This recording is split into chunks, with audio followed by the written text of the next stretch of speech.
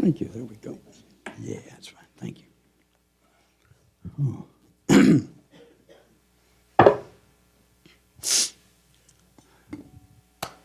There's more to come.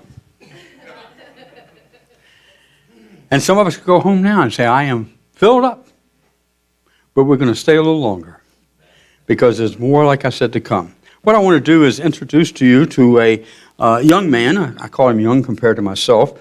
And Tony Cosby is an actor. He is a messenger. He is a genuine, wonderful person to talk with. He and I had a few minutes together this morning. I found out that he went to Highland Springs High School. And as we talked about it, there's about 10 or 15 years difference in our lives. I'm not sure quite what it is, but there's a difference. But we had some people in common that we knew because Warwick High School beat Highland Springs.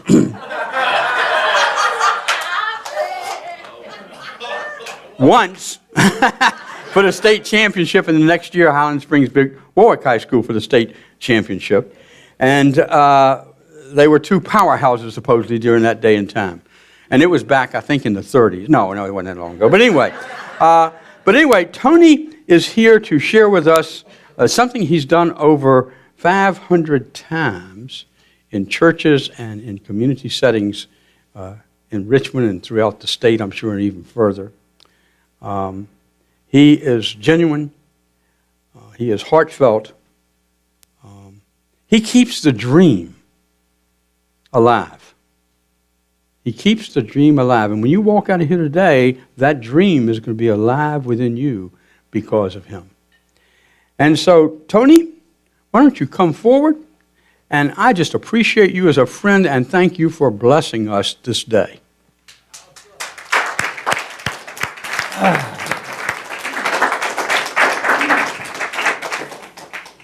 I said I was going to sit on the step and do it this time. Oh, are you? You want to do that? No, I think I'll come on back. Oh, okay, come on. Come on, being that I got a band this time. That's right. Dr. King never had a band, man. I got a band, baby. Might do some more Sam Cooke before we leave here tonight. Thank you so much. Y'all give that young lady a round of applause, a beautiful voice. Man, I tell you, Dr. King had Mahalia Jackson and what's the other girl name? Who was the woman that sung with Dr. King? Who sung on the monument? Y'all know? Mary Anderson, yeah. And music is always good. So when I saw the piano play over there, I said, "You gonna go? You didn't go with me this morning." Yeah, I looked over there at you and thought you were scared or something. Come on now.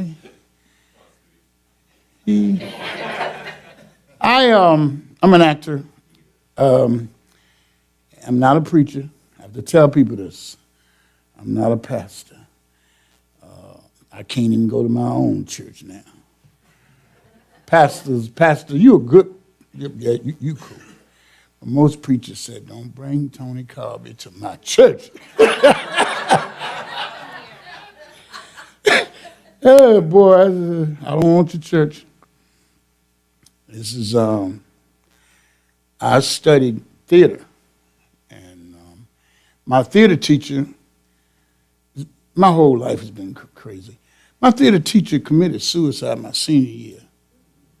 Her name was Elaine Funk. She said the audience will believe what you believe. She was deep, too deep. She took pills. She went to the Diplomatic Hotel in Washington, D.C. and took some pills and got in bed. That's the thing. That's what I heard when I came to class that morning. I said, "What, Miss Funk?" She's gone. But that lady told me more about theater.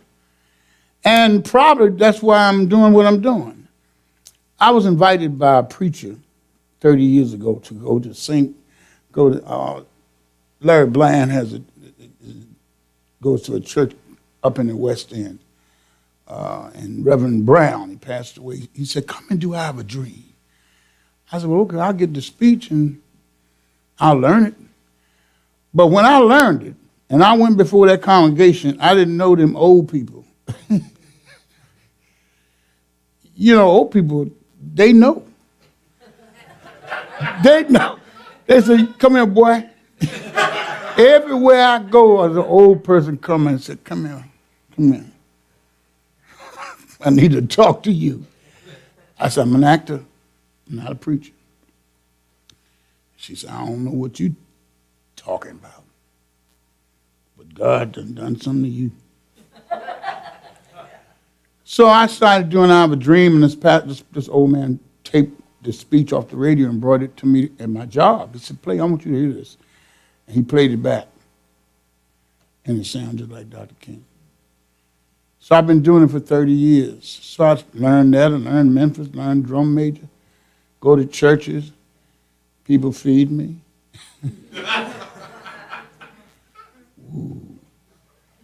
I did 15 churches last year. One church sent a limousine.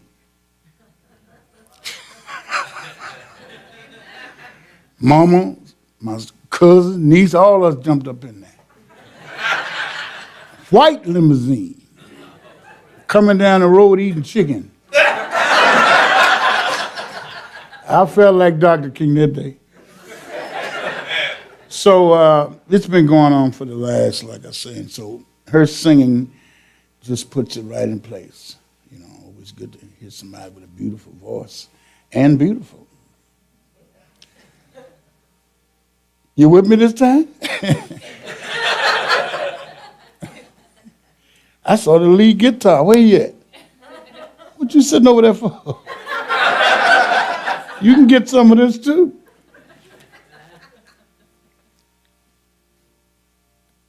I'm happy to join with you today in what would go down in history as the greatest demonstration for freedom in the history of our nation. 50 years ago, a great American in whose symbolic shadow we stand today signed the Emancipation Proclamation. That momentous decree came as a great beacon light of hope to millions of Negro slaves who had been seared in the flames of withering injustice. It came as a joyous daybreak in the long night of their captivity. 100 years later, the Negro is still not free. 100 years later, the life of the Negro is still sadly crippled by the manacles of segregation and the chains of discrimination. I have a dream today. I have a dream that one day this nation will rise up and live out the true meaning of its creed. We hold these truths to be self-evident that all men are created equal. I have a dream that my 4 little children would one day live in a nation where they would not be judged by the color of their skin, but by the content of their character. When we allow freedom to reign, when we let it ring from every village and every hamlet, from every state and every city, we will be able to speed up that day when all of God's children, black men and white men, Jews and Gentiles, Protestants and Catholics, be able to join hands and sing in the words of that old Negro spiritual. Free at last, free at last. Thank God Almighty, we're free at last. Give Dr. King a round of applause.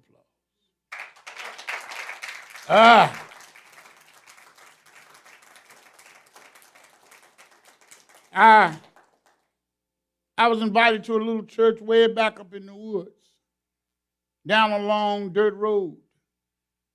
A church with good singing, good preaching, a church with good food. A church where a man can get a nice sized chicken breast. It was a marvelous experience. Got in my car, headed down that dirt road on 95, headed home.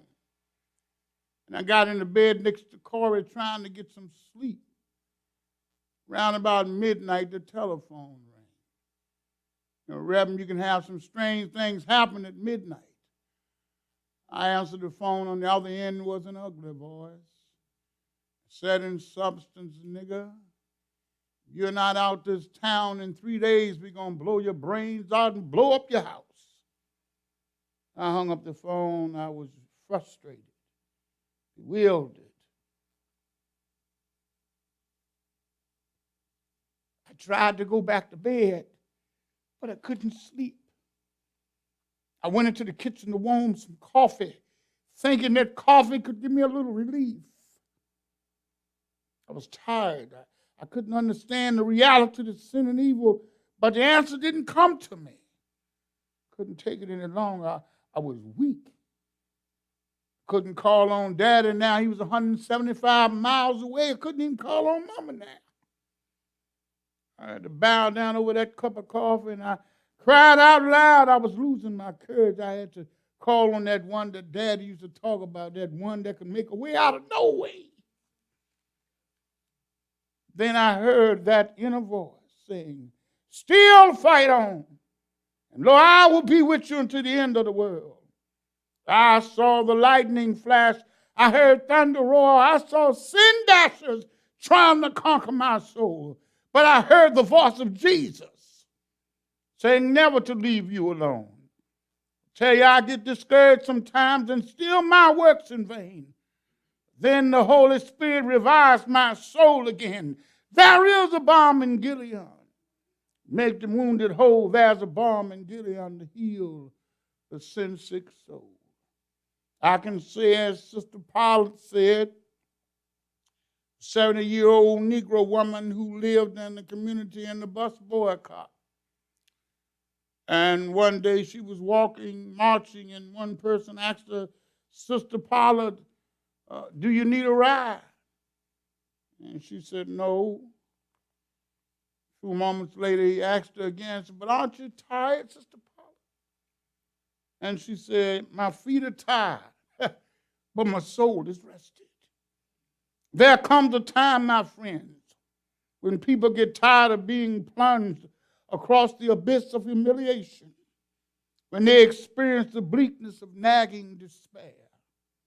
There comes a time when people get tired of being pushed out of the glittering sunlight of life's July and left standing amidst the piercing chill, I like this, of an alpine November. We're here because we're tired. We're on the move now. The bombing of our churches will not deter us. The killing of our young people will not dissuade us. We're on the move now. No wave of racism can stop us. Today, how long? Some people are asking, how long will it take? I come to say this afternoon, however frustrating the moment, however difficult the hour, it will not be long. Because truth crushed to the earth shall rise again. How long? Not long, because no lie can live forever. How long? Not long, because you reap what you sow. I'm happy to have a dream today. I was in Birmingham. I remember in that majestic struggle there, we'd march out of the 16th Street Baptist Church by the thousands, by the hundreds. And old Bull Connor would say, turn the fire hoses on them. And they did. We went before the fire hoses singing, we shall overcome. And then old Bull Connor said, turn the dogs on them. And they did. They turned the dogs on them. They turned the water hoses on them. But see, old Bull Connor didn't know that we had known water before. You see, old Bull Connor didn't realize that there was some fire no water can put out. We went on before the fire hoses and all before the dogs singing over my head, I feel freedom in the air. I was in New York City autographing the first book that I'd written. While autographing that book, a minute woman came up to me, and the only thing I heard from her was, are you Martin Luther King Jr.? I was sitting down writing, and the next minute I felt something beating on my chest. And I had been stabbed by this woman. I was rushed to the Harlem Hospital. It was a dark Saturday afternoon. X-rays revealed that the tip of the blade was on the edge of my aorta, the main artery. And once that's punctured, you drown in your own blood. It's the end of you. Came out of the New York Times the next morning that if I had sneezed, I would have died. They allowed me to move around in a wheelchair. They allowed me to read some of the kind letters that came in. Kind letters came in. I received a letter from the president, but I forgot what that letter said. I received a letter from the governor, but I forgot what, but that was a letter. Came from a little girl, student at the White Plains High School. And I looked at that letter. Said, dear Dr. King, I'm a student at the White Plains High School. And while it should not matter, I'd like to mention that I'm a white girl. I read of your misfortune. I read of your suffering. I read that if you had sneezed, you would have died. Simply writing to say, Dr. King, I'm so happy that you didn't sneeze. And I want to say tonight, I'm so happy that I didn't sneeze, because if I had sneezed, I wouldn't have been down in Selma to see the great movement there. If I had sneezed, I wouldn't have been down in Birmingham. They were telling me now that it really doesn't matter. It really doesn't matter what happens now. We got started this morning. There were 6 of us. Pilot said of the public address system, we are sorry for the delay. We have Dr. Martin Luther King on the plane to be sure that the bags were checked, to be sure that nothing was wrong with the plane. We had it protected and guarded all night. And then we got in the Memphis. They began to talk about the threats about and what would happen to me from some of our sick white brothers. I don't know what will happen now. You see, we got some difficult days ahead. But it really doesn't matter with me now, because I've been to the mountaintop.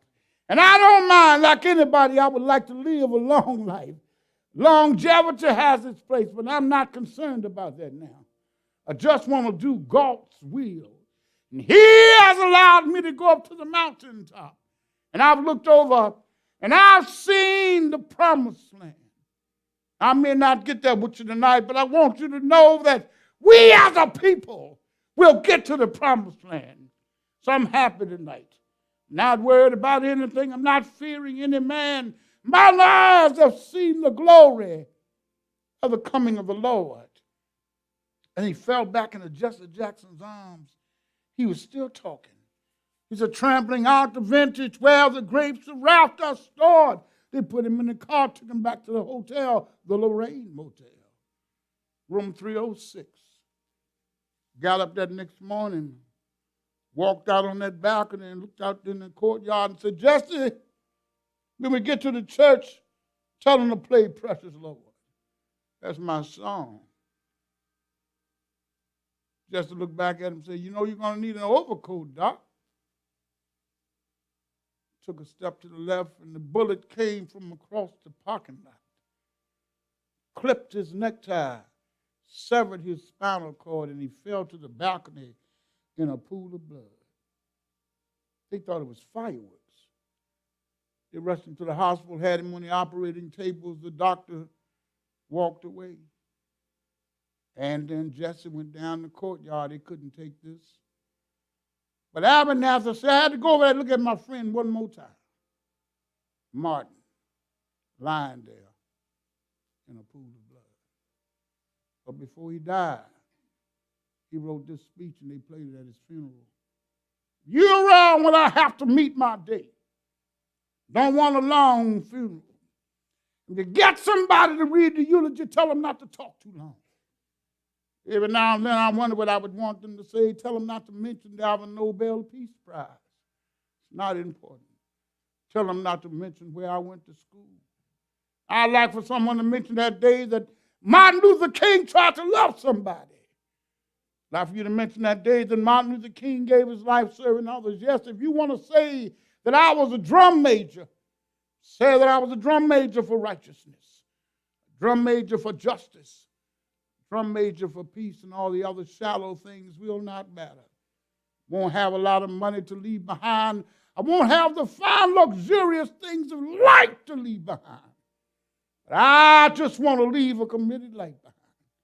That's all I want to say. If I can help somebody as I pass along, if I can cheer somebody with a word or a song, if I can show somebody they're traveling wrong, then my living will not be in vain.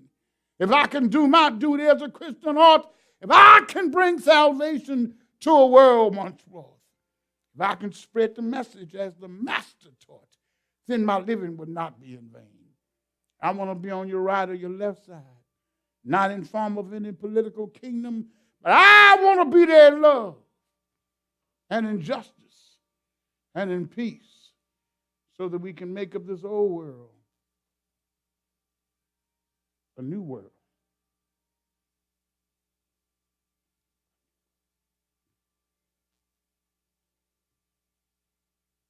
We shall overcome. Can you sing that? We shall overcome someday.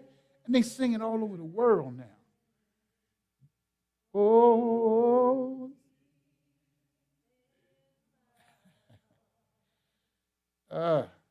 I do believe we shall overcome someday. Beautiful story. Thank you. Thank you.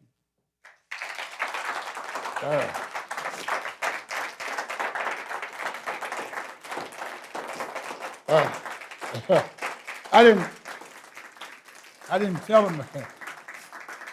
I was looking forward to this day, getting ready, because I got a couple more to do, but I fell off a bicycle and broke my hip. November 9th. I'll never forget. I said, now, I got to go to these churches. I had to learn to ride. I'll never talk about a person in a wheelchair again. Is that a wheelchair? You're in my family, darling.